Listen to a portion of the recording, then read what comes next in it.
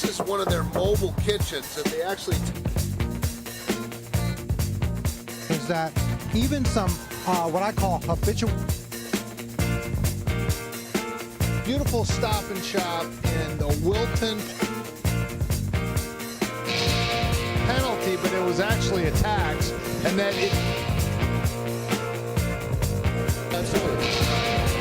What's the name of the show?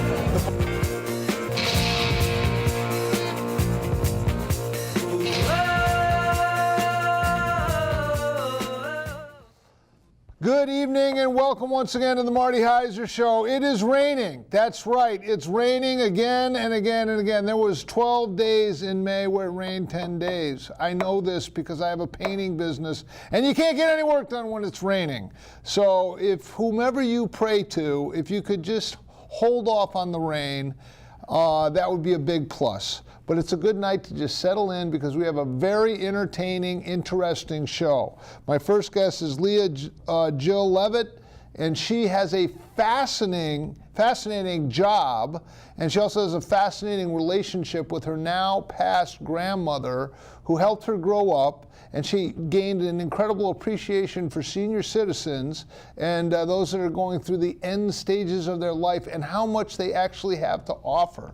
I mean, it's a real heartwarming story. She's right here. If I reached over here, I could touch her on the shoulder. So she'll tell it, but it's a heartwarming story about her relationship with her grandmother and how she had grown up in Brooklyn, right? Mm-hmm. And moved out to the suburbs, had never taken a ride in a limousine, didn't go to college because when she was young, they didn't have enough money.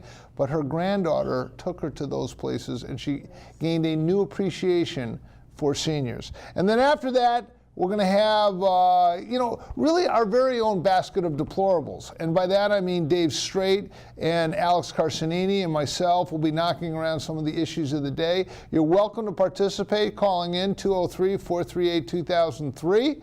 But I'm delighted to share with you Leah Jill. Thank you so much for coming in. Thank you for having me. It's we a pleasure. really appreciate it. I mean, you have a very unique, and I don't know, Cheryl, if we can get some of these pictures up, we're going to look at some of the pictures of if you just get those up there as well, too, of your grandmother and what a unique relationship you had with her and how you kind of taken that, because she's recently passed. About 5 years ago. 5 years ago. A little over 5. And really made it into kind of an educational, motivational, you speak at different nursing homes and so forth. Correct. But walk us through that whole story. Yeah, my pleasure. Thank you. Mm-hmm. So I have been working in corporate America in a career in management, climbing the corporate ladder, doing what I feel like I went to school to do, but I wasn't feeling as much of an impact as I would have liked to have. Grandmother, right? Yes, there's my grandmother. Her name is Anna Levitt, and she's always smiling. She came into Danbury after living her life in Brooklyn because she was blind due to macular degeneration. Mm-hmm. So there's a picture, actually, that red photograph up there. She painted that blind.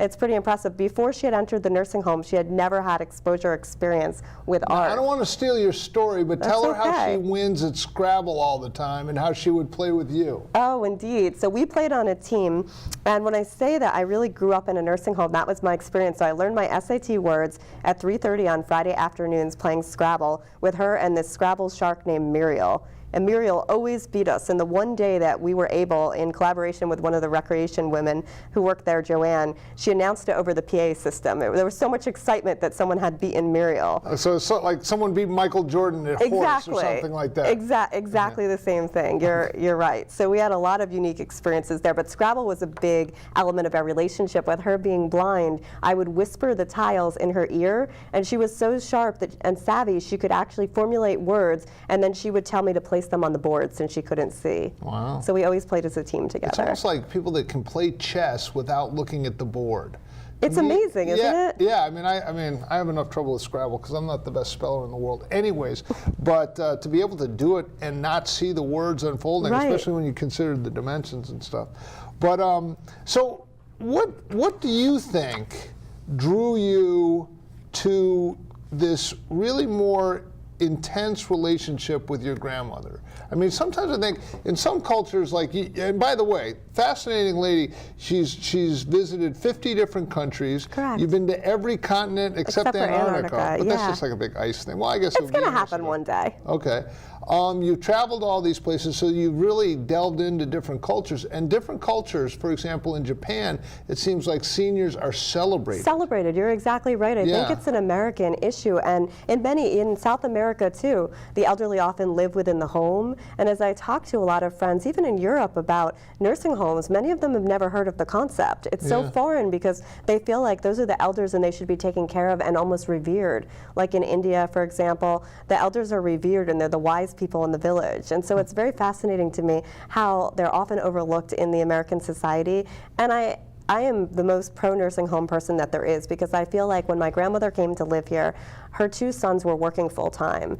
And looking at all the activities that they have, they wouldn't have thrown a Mardi Gras party or a New Year's Eve party at 3 p.m. You know, they need all those people together, and it's a community where everybody talks about the weather and their aches and pains, and you wouldn't have that if you were living with your son or daughter. It wouldn't be conducive to the social interaction dynamic that I think is really healthy for elderly people. Okay, so let me get this straight. You got 2 dynamics. One is, you know, we're a now society. If you don't know all the technologies and website and all that stuff, you're really discarded and unnecessary and have nothing to get, and you should be, you know, stocked away in a nursing home. The other approach is, no, that's actually a good situation because it's a dynamic, exciting community, and that's where people should be.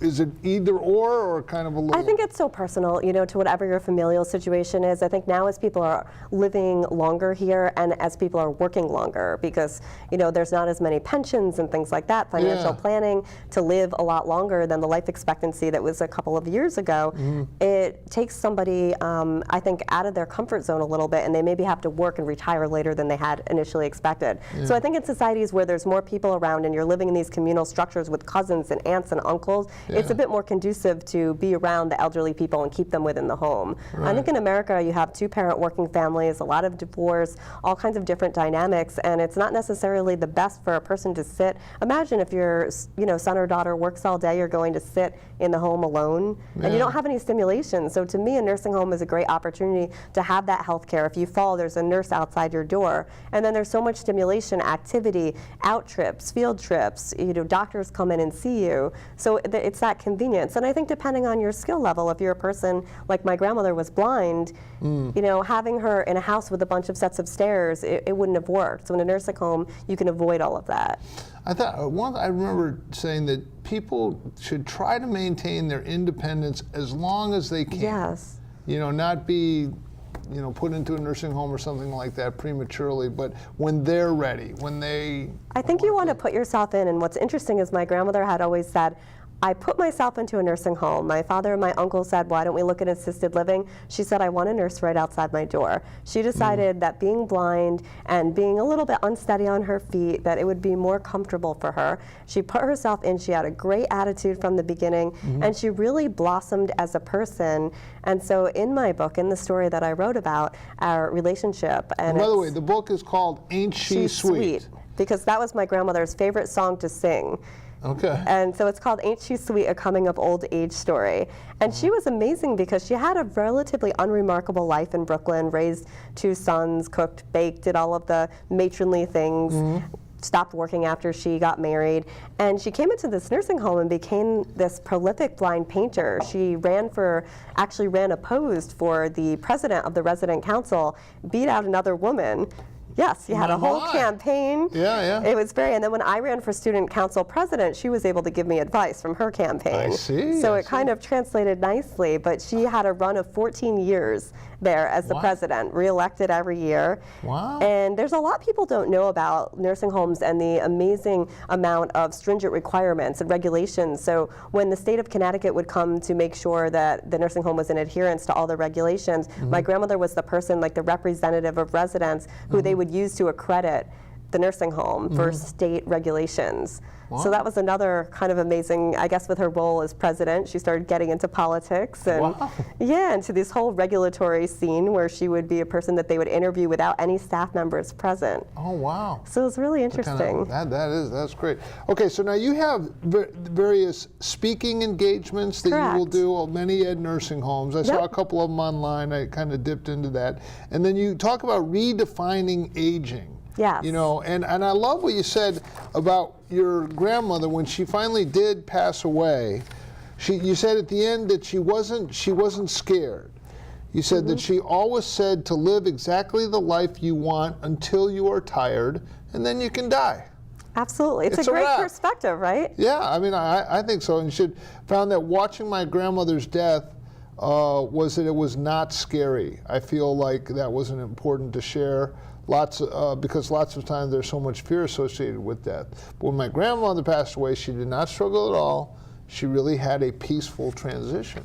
Yeah, it was amazing. I think I had been a hospice volunteer for years, so I always knew that I had a likelier situation where I'd be in the presence of someone dying. It never happened during my time with patients. But you were there when your grandmother died. I was there when my grandmother died, and I really believe one of the things I do in my speaking engagements at senior centers, at nursing homes, at assisted living centers, is I talk a lot about the death, and even the people in the wheelchairs, they move forward because they want to know. And older people don't talk to them about death, but they're facing it. They're facing their mortality, and they need someone to talk to them and tell them what it's like. And of course, if you're in a car accident, if you have cancer, it will be a different story. But a lot of people do die of things like dementia, Alzheimer's, old age, you know, just their body tires. And that's really what my grandmother's mentality was. And I believe that she really chose that moment where the two of us were alone in the room, where all the nurses had left, her sons, everyone else in the family, and it was just the two of us. My name was the last thing she said. She took 2 breaths, and I,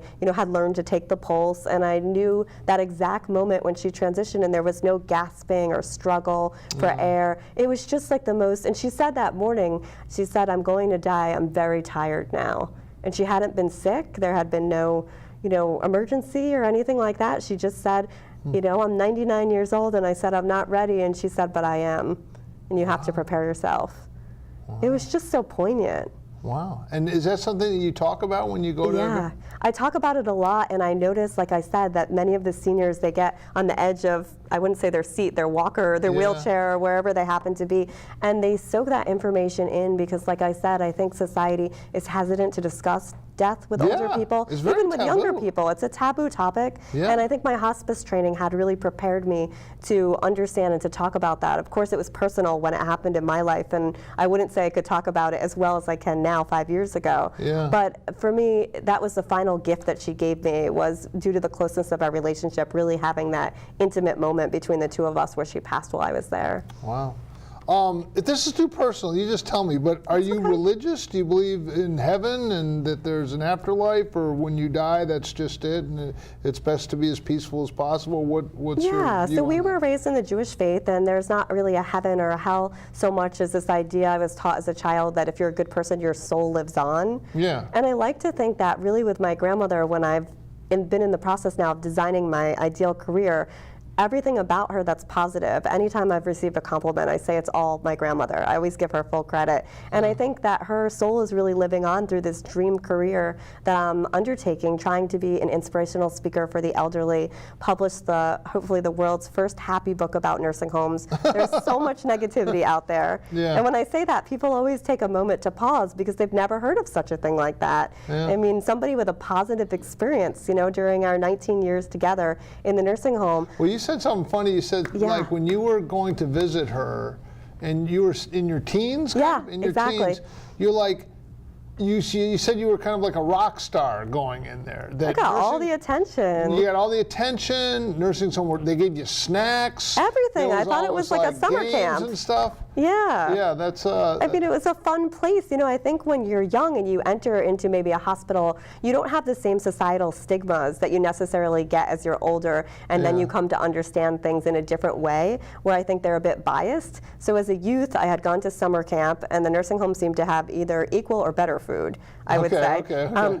But you didn't have to go swimming in the dirty lake. So I felt like it was a much better place Yeah, to summer be. camp without the dirty pond. Exactly. Yeah. And, you know, they're doing the laundry for you. And in the process of writing, what I actually did was I interviewed 30 people past and present at the nursing home. So I was tracking people down in Arizona, in Florida, and I talked to the people who folded the laundry, the guy who fixed the TVs from the 1920s, the aides who showered the elderly, and try to weave their perspectives in, because I think there's a lot of untold stories, and people read about abuse in nursing homes and this negativity. And I found these people, they became my friends, my mentors. I'm in touch with many of them today, and the loving care that they provided, not just to my grandmother, but many people before and after. You know, I want to get out a positive story so that people know if that's your fate and you are in a nursing home and that's the best place for you, that there are places like Hancock Hall, where my grandmother was, which is right in Danbury, that these people go above and beyond, coming in on their day off to take people out to lunch, inviting my grandmother to their baby showers, to their weddings. You know, she was really a part of a neighborhood and a community. It wasn't like she was a patient. It's interesting because in America, I Googled this, but right now there's 46 million people 65 and above.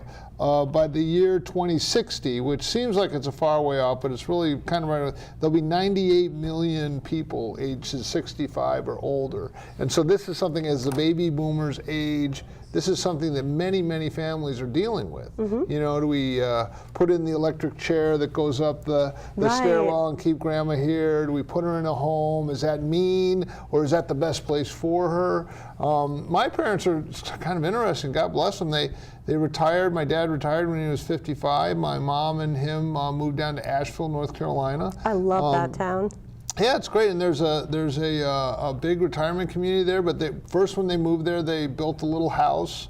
But then they sold the house and they moved in this retirement community. But it's massive. It's by that Biltmore Estates there, and Fantastic place. You know, you can start with a little townhouse, and then you move into the big building and you have your own condominium. But when the time is right, you can move into assisted living. Right. And it's all right there. The progressive living, it's a really great model, I think. Yeah. There's wonderful places. I've spoken at some of them, one in Ridgefield, one in Reading. There's fantastic places like the Watermark in Southbury. They've been a great supporter of mine. I've been doing a lot of programs there. In fact, next week will be my first live comedy show. So I decided to create a stand-up comedy show for seniors. Okay. So I'll be doing at Masonic in Newtown, my first one next week. Okay, give me your best shot. You're opening here tonight. Now we have Jill. She's got a comedy show. Jill, I just flew in from Cleveland, and boy, are my arms tired, something like that, or what do you open with? Well, mine is more story-oriented, so I can tell you that I did an engagement recently. I won't say the name of the place, but I was talking about my travels at the end. I usually transition to that. And the gentleman, and this was a place where it was the most competent, independent living, so not folks in memory care, very competent individuals. They were participatory. And at the end, the guy said, you know, you didn't talk about the women who take out the food and spit it into their child because they're too poor to eat, and you didn't talk about the man lying on the pavement, and you're a bad, bad rich woman. Which is very ironic, because when you're starting out a new endeavor, you're not wealthy at all. This is coming from a person who's living in a $10,000 to $12,000 a month facility. And he's screaming at me, and in fact, he became so irate, calling me a bad millionaire, that he withdrew his hand and actually tried to punch me in the head. So this is so I will, rather than jokes, will tell anecdotes and hopefully funny stories like that, because I thought you're laughing, so it's working so far. Funny story like the old guy that almost punched me. Now that's a great story. And I thought that this would be a pretty safe career. But okay, here's a good joke for you, because one of my customers told me, he said, you know, I'm getting so old, I don't even buy green bananas. I love it. Isn't that good? You can use that. That's Maybe, free. okay. You can use it. I'll give you a credit for sure. Yeah, lastly, I want to just talk a little bit about, because you had this great Ivy League education. It seemed like you had security and a big corporate job. What are some of the anxieties involved with sort of putting that all behind you and going out on your own and hoping that this book sells and that you have speaking engagements and you kind of piece together a career that will allow you to travel to 50 other countries and that is the goal. Assume a life that you've grown accustomed to. How does that feel? Is it scary? It's very scary. I think it takes. How long have you been doing this endeavor? I started doing this towards the end of last year. So I had decided, because I was giving the University of Pennsylvania all of my money previously, I had gotten accustomed to saving. Yeah. So once I paid off my last degree, I decided I'll kind of save in that vein. And I knew that I really wanted to write a book before a certain age, and I needed a couple years lead time. By the way, you used to read a book a day? Absolutely.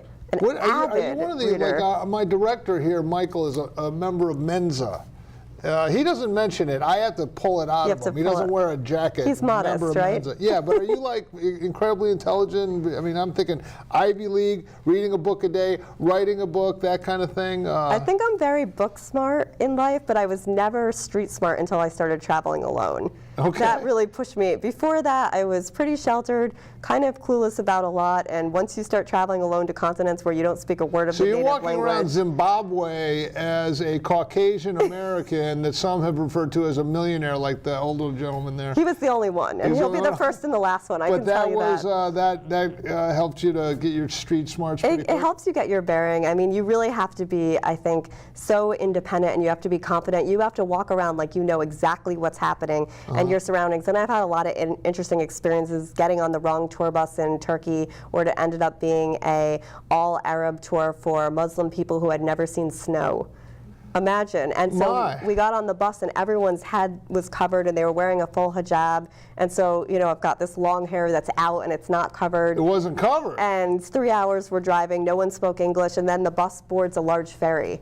And it was kind of concerning because you don't know what body of water you go into Syria, like what exactly is And this happening. is in Turkey? This is started in Turkey. And It thankfully, started in Turkey? thankfully it ended in Turkey. You know, I'm sorry. Mecca or something? Yeah, it was just hard to like know exactly what was going to happen. And so I think you have to have this street smart. I found this woman from Oman who said English little, and I said, I'll take any English you've got, lady, 100%. And you know, 18 hours later, we got dropped off on a street, not by our hotel, but all in one piece. And so I think that that has given me a lot more courage. Similar to your question about leaving my job and leaving the corporate world, I feel like there's a lot of courage, but my grandmother always had told me this prophecy when I was a child. She said, you're not like the other people, don't have an average life.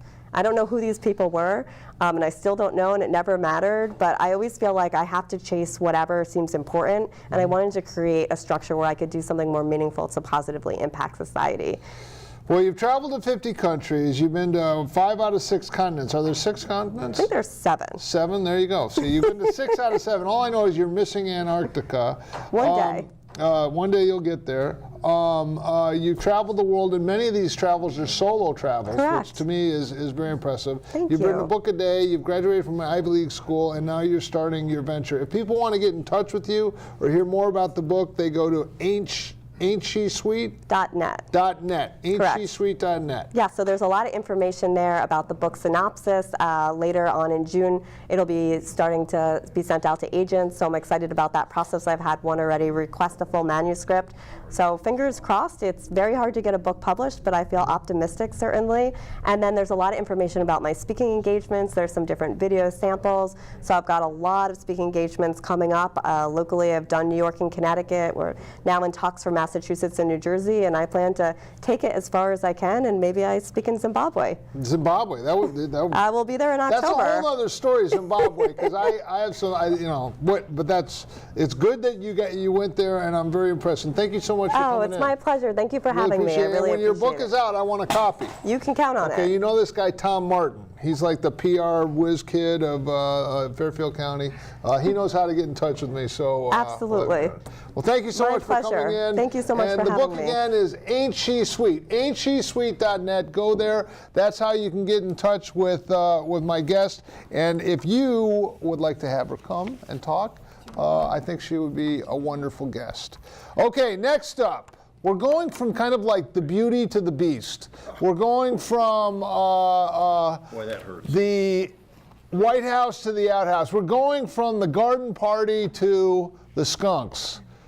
But in a positive sense, because there's been so much that's been going on in the news lately. And you know, I've finally got my head around it. I finally have understood why the liberals and Democrats are going so unbelievably insane. The most recent manifestation of this is Samantha Bee. She had this article. Like, yeah, she called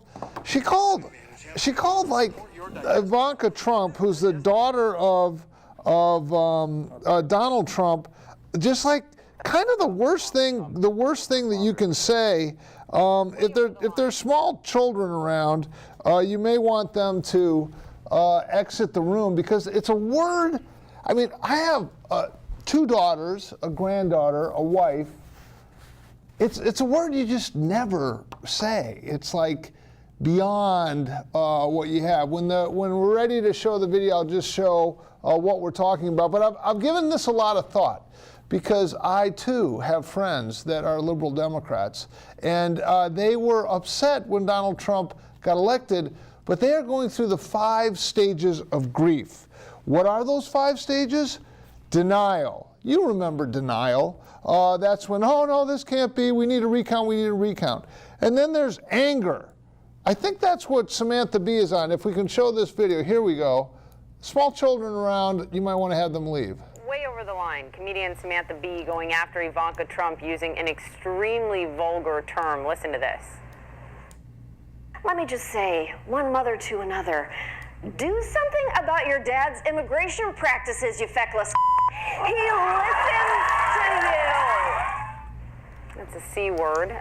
Yeah, you feckless, and then C word. I mean, it's anyways, the 5 stages of grief: denial, anger, Exhibit A, bargaining, like let's get Mueller, let's have some sort of get him arrested or something like that, get him out. Depression, they're just people that are going into some sort of a deep depression, and then finally acceptance. But I think it might take another 6.5 years of a Trump presidency before we finally get to acceptance. And meanwhile, the economy is booming, the stock market is up, minority unemployment, black unemployment at historic levels, Hispanic unemployment at historic levels, 14 states having levels of unemployment that they have never seen before. A couple other items: 206 counties that voted for Barack Obama twice when they were long-viewed, esoteric, and intelligent, voted for Donald Trump this time. It's interesting to see how people are processing this, but frankly, I think the left is going a little crazy. My guests are Alex Carcinini, former member of the State Central Republican Party and former chairman of the Republican Party in Richfield, Connecticut, and the always erudite, fully loaded Dave Straight. The fill-in in the 3rd seat for everybody else that canceled. Not at all. The man in the golf shirt. Regarding great jokes, do you remember Mary Poppins? I do. Do you remember the laughing room where they're floating laughing? Yes, I do. And the one guy that couldn't float because... Chimney, and the one Dick Van Dyke character that could never float because he could never bring himself to laughter. Right. Until he got the joke. Right. You remember the joke? Refresh my memory. I once knew a man with a wooden leg named Smith. That's a good To joke. which the person replies, what was the name of his other leg? And the guy couldn't get the joke. And all of a sudden it hit him. What was the name of the other leg? And he starts laughing and he floats. He floats around. That's as good as I can come up with. I think it's true. I mean, I think the way I've heard it is regarding Trump, the left takes him literally, but not seriously. Yeah. The right takes him seriously, but not literally. Which is accurate. And I think it's accurate. I think what's unfolding right now in the Korean Peninsula is beautiful. It's an example of him keeping the opposition off guard, off balance. They don't know what's coming, and before you know it, they're getting a deal done, and it's a beautiful thing. Well, and your previous guest mentioned that she reads a book a day. You should challenge her on, like, name the book. Well, she said she had read a book a day. Because I could get through maybe a Dr. Seuss a day, but that's about it. No. She's a very bright young lady, and I do, Where do you find them, Marty? I don't know. I just, no. Actually, there's a guy named Tom Martin who's a great talent agent, and he brought him in. Finds them for you. Anyways, let's talk. First, we're going to talk local, and then we're going to expand. Give me what's going on for governor on the Republican side here in Connecticut. To me, it looks like we could be having that classic circular firing squad. They're just going to be firing at each other. We got Mark Bowden, we got Tim Herbst, we got Steve Obsitnik, all who have graced this table before. Who's going to be the eventual nominee? And do the Republicans have a snowball chance, and you know what, of getting elected this fall? Well, I think there's a good chance that people will see that the party in their convention selected our candidate, Mark Bowden, who is a very strong candidate. He served the city of Danbury well for over, I guess, almost close to 20 years. Right. Brought it out of... In a Democrat-dominated city, there were, yeah. he gets reelected and reelected as a Republican. City council was overwhelmingly Democratic when Mark was first elected, and now is really gone over to the Republican Party, and they're just doing wonders for the city of Danbury. Economic development is going really strong, and I think Mark can do a really terrific job for the state of Connecticut. That's not to say that our other two candidates that got enough votes of delegates at the convention to be on the ballot and to basically. So the primary is in August, right? It's in August. You had to get at least 15% of the delegates at the convention. 15, not 50. 15, No, 15. Right.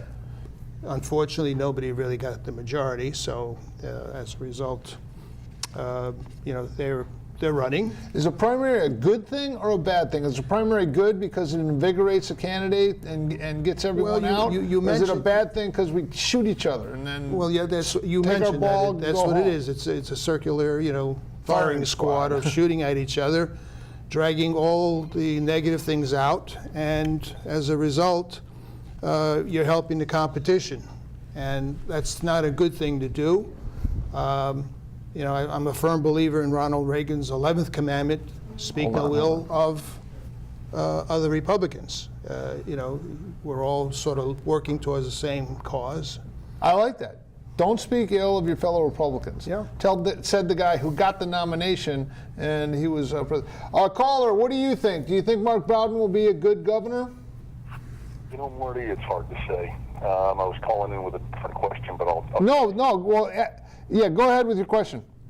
Yeah, I guess twofold. I think Mark has done a terrific job in the city of Danbury, like the metric, using the metrics that you pointed out.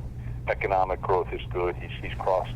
He's got folks at different parties, at different ideologies to work together. The question I was calling in for, Marty, is I've lived here for 22 years now, raised our kids here. My kids are probably, one's graduated, one's going to graduate from college soon, and they're moving out. And I look, it's a great place to live. We raised them in Bethel, Connecticut. My concern is that Connecticut is in a death spiral. And I guess the question is, regardless of who it is, I'd love to hear from you and the others, what do you think we can do with all these legacy costs to get, to stop the bleeding? I mean, Marty, again, you know the metrics, more state employees per cap than any other state in the country. Look at the debt that we've got. It's borderline insurmountable. You got that banana up there right now. Close and rest areas, because that's gonna save the budget. Again, I'm rambling here, but would love to hear, is it too late, and can a Republican change it? And I don't know if Mark Bowden's the guy. He's done a great job in Danbury, but he could be. I'll sit back and listen. Thank you, sir. Okay, thanks for that. Dave, what do you think? Is there hope? Can it be saved? Is this a death spiral? Is there no coming out of it? What are your thoughts? Well, it's an incredibly insightful question on the caller's part. The analogy I would use is the starting of a freight train. And when the engine kicks in, it barely moves. But once it gets moving, it's impossible to stop. I think the Trump tax cuts are going to rip the country in a good way. and people are going to flee the irresponsible states and move to the responsible states. Why should Tennessee be penalized with the old tax structure? Why should they suffer to subsidize New York, Connecticut, and all these states that have super high property tax, high real estate taxes, and high personal income taxes? So it used to be, help me with the math, but it used to be that for your state and local taxes, you could deduct that from your federal tax. plus your real estate tax. Plus your real estate tax, but they've kept that in there, right? Well, they capped it at them both at $10,000. Both of them So at for 10. New York City, the average that people pay per year is $65,000 a year. In those combined numbers? Yes. Okay. And now and they used to be able to deduct that right off their, gross income. Yeah. Now they can only deduct $10,000. Wow. So on that $55,000, they're going to pay, they're in the top tax bracket, 40% on that. They're going to pay an extra $20,000, $25,000 a year. It adds up. That's real money for real people. Yeah. So what's going to happen is people don't see it now. It's like the frog in the pot. People don't see the net effect of that now. But it's creeping in, and it's going to be the freight train. Right? We talked about it last week on the show. The cost to move from a moving van from California to Texas is $3,000, and the cost to move a moving van from Texas to California is $1,200. Wow. It's a one-way ticket, and it's not going to turn around anytime soon. So, like Detroit, they had to go bankrupt before you could change, and the same thing is going to happen in Connecticut. It's going to get 10 times worse before it can ever get better. Wow. How's that for optimism? Yeah, it's not very I'm optimistic. surprised you I invite me back on these shows. No. Well, you work cheap. You just have to have the certain M&Ms and the masseuse. So the Swiss temperature is masseuse. off by a degree tonight. So. Okay. No, but other than those demands for your but okay, I would just push back a little bit because I think that there's so much good economic activity going on that a rising tide lifts all boats. How much has your home price gone up? Your home value gone up in the last year? It hasn't. I don't think. I think Okay, it's. so it's not rising. Your boat's not rising. Well, maybe. Sorry, man. I mean, do you think is your Collapsing It's in free collapsing. fall. I heard, and I don't know if this statistic is right, I heard that it takes, on average, 7 years to sell a house for over $1 million in Connecticut right now. I was just up in Washington, this evening. That's good. You're going to be staying here, though. Washington, yeah, there you Everyone's go. got these golden You got handcuffs. Ed McMahon for life, right? Yeah. So I'm up in Washington Depot. It's like a depression up there.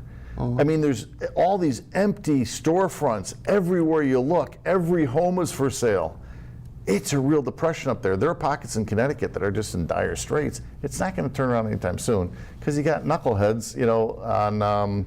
But two of the big industries in Connecticut is we make submarines and we make helicopters. Yeah. And both of their budgets just went up 20%. Well, yeah, as long as we So keep. that helps. That's economic activity. Greenwich, Connecticut, which I think gives 17% of the entire state budget, comes out of that one town, Greenwich, Connecticut. Actually, 1% is they pay about 30%. 30% out of Greenwich, Connecticut. Not Greenwich, but the Lower 1%, Fairfield County, yeah, lower or the Fairfield. 1% of the Yeah. whole. Okay, but that's still a very attractive bedroom community for Manhattan. Wall Street's doing good. Manhattan real estate prices are going up, and also you have great education. You have a great workforce. It's a wonderful place to raise You're your here. family. I'm here. You're here, and Alex Carcinini. Who wouldn't want to live next to this guy? Well, as long as we keep bombing Syria to send a message to North Korea, the defense contractors are golden. The defense contractors are golden under Trump. Believe me, they're loving Trump. This new military budget. Bomb first, ask questions later. Well, I never ask for proof. I like it cruise missiles. They're a little more strategic. They're But pretty let's- racy, Yeah, you can just launch them, boop, boop, boop, launch them, and let's go play golf. What do you think? Are you as dire as Dave Strait? You think we're? Well, the picture's not good, certainly, and we're in a slow recovery, but a lot of it is going to require making some serious decisions, a little bit of fiscal responsibility. Again, I don't want to throw out a saying that everyone's been using, but it's not that we have a revenue problem; we got a spending problem. We're just spending too much, and part of it is bloated bureaucracy.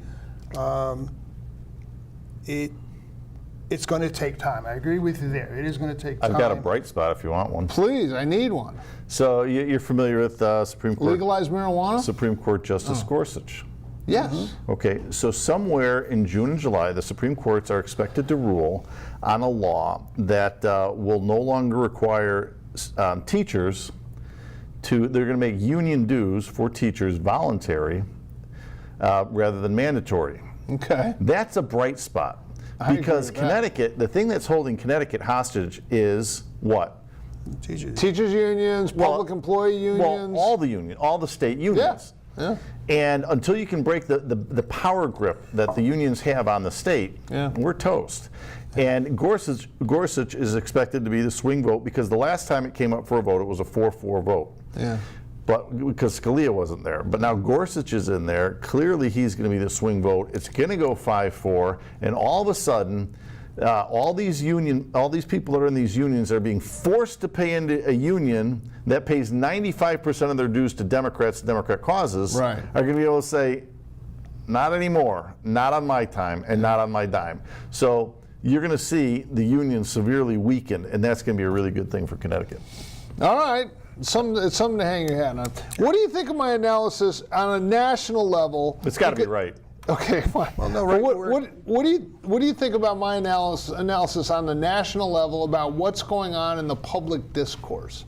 I mean, I just played it. We have a popular, I don't know how popular, Susan B. I was looking it up. I was trying to think. Samantha B. See, I was looking it up. Don't even say her name. She did it for attention. That serves her purpose. Yeah, but I mean, it's like mass murderers. If you never say their name, never show their face. In Israel, they never show a name, never show a face. Yeah.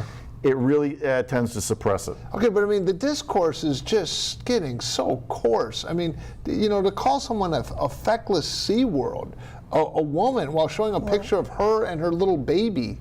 I mean, to me, it's like they're just angry. Their sense of like basically being have no element of power. To that point, regarding the public discourse, there was this outrage regarding Roseanne this last week. Yes. Where's the outrage on Farrakhan?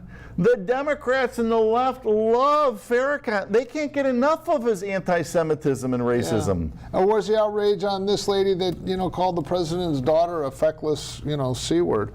Caller, you have an insight into the liberal mind. Why do you guys do this stuff? Well, the reason why we do it is because Trump's nuts.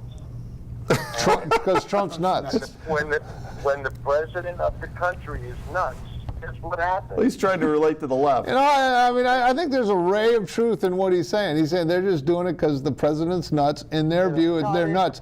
But just out of curiosity, I mean, you guys got to pace yourself. Your moral indignation, your pearl clutching, you're calling women feckless C-words. You got to pace yourself because you got another 6.5 years of this. This guy's going to get reelected. He may get the Nobel Peace Prize. The economy's booming along fine. And guess what? Minorities are voting for him twice as often as they would for John McCain, and women too. So you gotta pace yourself. Keep your moral indignation in check. The Mueller thing's going to come back. It's not going to amount to a hill of beans. You're going to find out Barack Obama was probably one of the most corrupt presidents we've ever had. They used the FBI, the CIA, and everything else to try to take down Donald Trump, and you guys aren't doing a good job of it. Marty, Obama didn't have one scandal. Trump can't get one through scandal. one sentence. Oh, the Lois Lerner. Yeah, what about Lois Lerner? What happened there? What about the IRS having to pay $4.4 million to conservative groups like that had Patriots in it or Tea Party in it when they were attacked by the IRS, were targeted by the IRS? How about Sheriff Joe? Dinesh D'Souza? Yeah, Dinesh D'Souza, who, by the way, and this has got to get your goat, D'Souza is about to get pardoned by Trump. Also, that African-American boxer was pardoned by Trump. And who's that? Martha Stewart? Martha Stewart. And Rod Blagojevich of Chicago. I liked him. You know what the funny thing is? All these convictions were Mueller's convictions. Or Comey's. Mueller and Comey. That's right. Mueller and Comey. You got to like Trump's. Oh my gosh. All right. So, dear caller, 6.5 years of denial, anger, bargaining, depression, and then finally acceptance, because I think you're a lifer. I don't think you'll ever accept that he's our president, correct?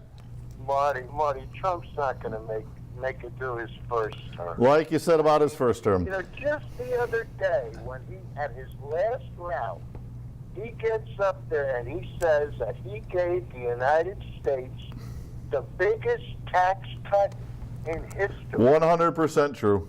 It's been proven time and time again that he's like the 5th biggest tax cut. Not true. You know what? Nobody that surrounds Trump can talk to him and tell him the truth because the man is sick. He's almost like... You got to cut him off. All right, okay. The man is sick, but he's about to bring peace to the Korean Peninsula. But thank you for the call. We appreciate it. And where, if you had to put yourself, are you in denial, anger, bargaining, depression, or acceptance? Where would you put this on your stages of grief? Denial, certainly. You know, Marty, sometimes I would almost wish there is a God so that I could pray for you guys. Because it's sad. No, really, it's sad. Oh, dear caller, there is a God. You are not a moist robot that's an accident of a godless cosmos. I know you. You're a delightful person. And you are created by a loving God. But that's another story. But thanks for the call. The good news for Rich is that they now have drones flying over where you can watch 24 hours a day the melting icebergs. Really? That'll thrill them. All right. But what about that? I mean, I just think it's I don't know. I mean, they're talking about this blue wave. In the generic poll, the Democrats were 15 points ahead like 3 or 4 months ago. Trump has continued to do great. It's the wave goodbye. That's been debunked. It's actually wave? switched. Yeah, the blue wave is sort of hit the beach and just fizzled out. I know, but every single first election in an off-year election, the party that's in the White House loses big. Every time, ever since like the end of the Civil War, that's been the case. Your blue blazer's going to go out of style, you know. Oh, I'm liking that. Well, 'cause- Caller, what are your thoughts? What stage of grief are you in? Denial, anger, bargaining, depression, or acceptance? I'm in excited, euphoric, love the way the economy's booming. I don't think that's part of grief. Yeah, it is a tale of two cities. It's the best of time and it's the worst of time. Because people that love Trump have this silly crap-eating grin on their face that they walk around in. It looks like this. And then everyone else is just ticked. They're calling his daughter a feckless C word. They don't know what to do. They're so angry. He gets spied on and they're going, it's not a spy, it's an informant. It's an informant. We should He be should be happy. glad for it. We're streaming them from the Russians. The Russians. Oh, yeah, the Russians. So what was the informant sent to Hillary? Oh, well, we didn't have to spy on Hillary because... we knew she was corrupt. Yeah, we knew she was corrupted. It's not a spy. Nobody spied. But the guy who spied, you can't talk to him because his life could be in danger. But it wasn't spying. It was... Oh, you can't make... I'm sorry. Go ahead, caller. Your thoughts? Oh, Marty, you're on a roll. I almost don't want to stop. It's just so funny. How about the thing with they did an interview of Hillary. Okay, go ahead. Here it is. When somebody is progressive liberal, regardless, if they're far or more centric, I ask them, do you want to be associated with folks like that, right? Like the comedian at the press association meeting. Oh, yeah. This Susan B. It backs him into a corner real quick, and just by association, most don't. I don't want to defend them, but Marty, here's the challenge. Rich calls in all the time. I've called into his show. He will not answer a question. Here's my challenge, Marty. Rich, you're out there. Come on the show. Get Larry the liberal, my favorite liberal on the planet, on the show. Get a cast like you've got there. Marty, I'd be happy to come out. Let's have a real debate. Let's call them out on the carpet. Love your thoughts. Thanks, Marty. Okay.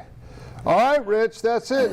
Open invitation to come on the show. We got 52 Thursdays a year. I'm looking for content. So come on the show. Guns at the door. But what was your thought? No, I was going to bring up the point. I heard today about they did an interview of Hillary at some whatever event, and one of the questions I was asked by I guess the moderator was, what was her ideal choice of a CEO position? Yeah. And she wanted to be the CEO of Facebook. Oh, really? Which I thought was very ironic, considering what Facebook is doing now, with Yeah. all their privacy and the hacking and everything else. That's kind of like my worst nightmare.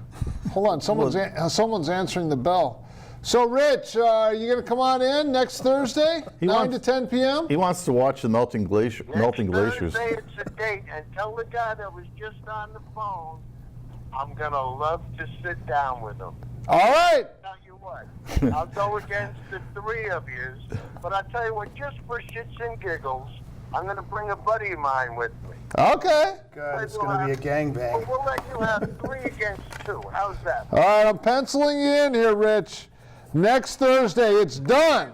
Rich, I don't mean to tell you this, Rich, but if it's five against that one, you're still outgunned. And please don't bring a knife to a gunfight. I'm just telling you. Don't. Okay, Rich, you're done. We'll see you next time. We usually go out for beverages afterwards. You're welcome to join us. I'll be there, and Marty, we need the whole hour. All right. Well, what I like is the way. All right, looking forward to it. What I like is the way. My people will call your people. No, sounds good. All kidding aside, it's a date. Yeah. So what I like is how the left can package hypocrisy and sleep well at night. Yeah. You know, for example, you had Rabbi Haddon on here, which I got a big kick out of him, but he was sitting there railing against Trump. Couldn't say one policy that he didn't like, right? But he just didn't like Trump. Love the support of Israel. Right, moving the embassy to Jerusalem. But he was all in favor of the wall in Jerusalem, but not the wall in Mexico. That's true. And it made perfect sense to him. Wall's great. Can you believe the difference it's made for Israel? Yeah. Why not one in Mexico? Because we're not Israel. It was like, how do you, it was like, you couldn't even make that up. I know, it's great when the Pope came out against the wall and then everyone tweeted pictures of the Vatican with a nice big wall around it, you know. Probably a moat, too. It is, no, but you know, it was explained to me, I got to give credit where credit's due. It's Greg Gutfeld on The Five said that this is the mentality, just so we understand. Liberals think that conservatives are evil. Conservatives think liberals are wrong.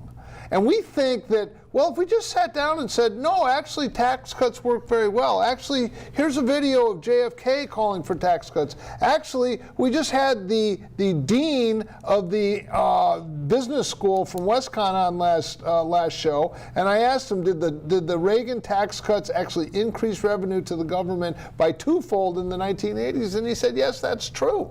So you lower taxes, but you increase revenue to the government. It's called the Laffer curve.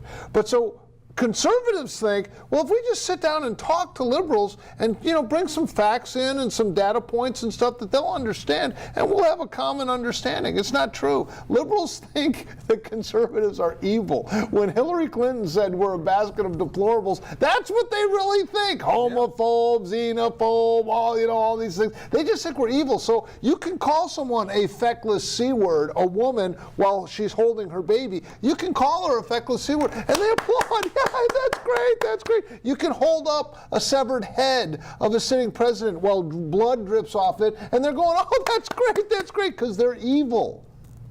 Conservatives are evil, so anything you do.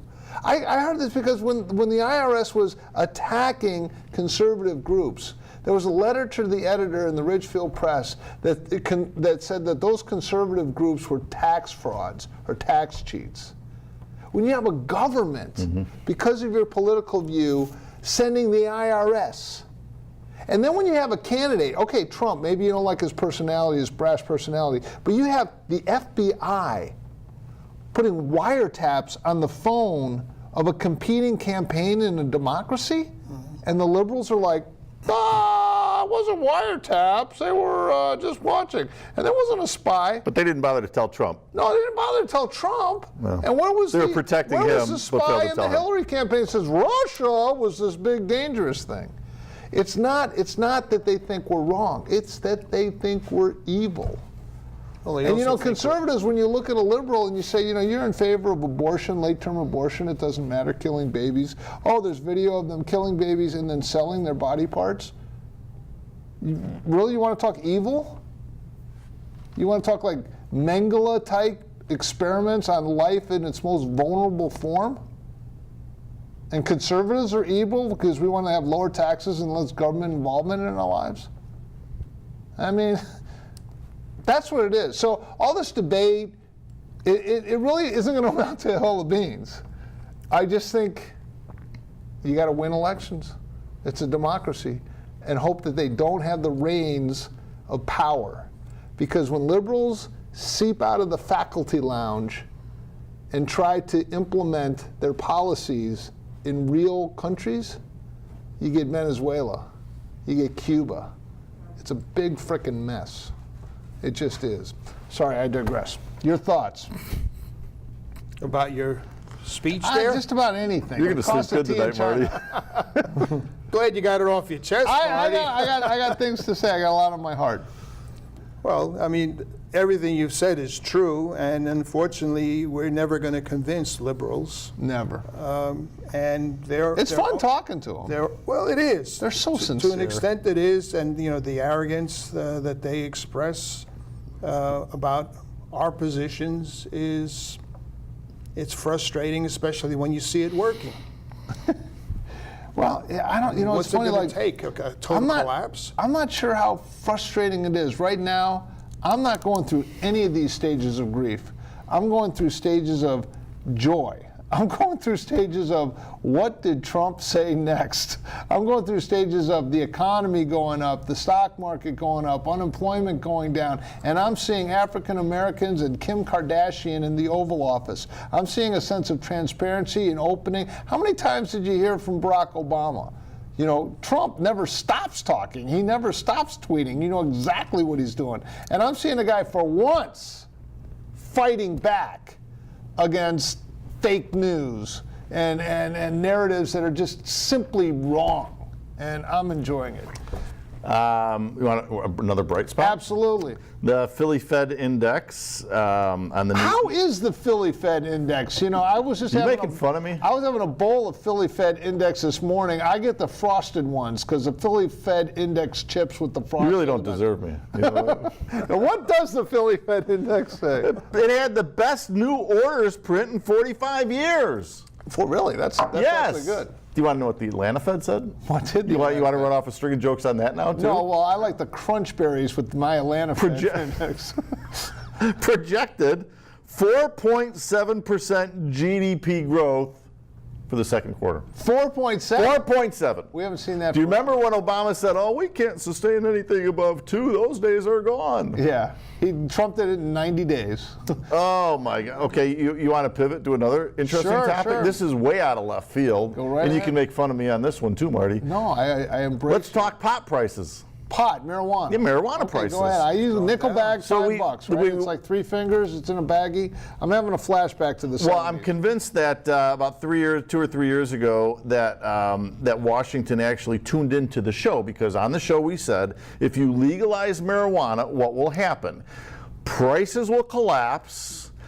Prices in Mexico will collapse, and suddenly it'll be economical again to plant corn and maize and those, right? Yeah. Rather than marijuana. So marijuana prices now in the last 5 years are down 40%, collapsing in free fall. Oregon right now has a glut of pot. Isn't that interesting? That is pretty interesting. So America is doing a great job of planting pot and driving down prices.